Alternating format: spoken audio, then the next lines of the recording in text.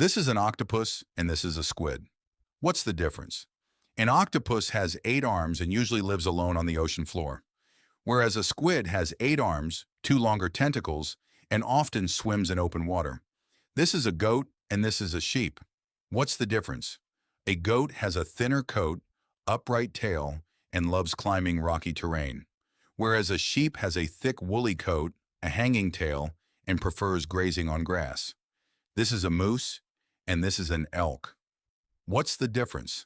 A moose is much larger with broad, paddle-shaped antlers, whereas an elk is smaller with long pointed antlers and often lives in herds.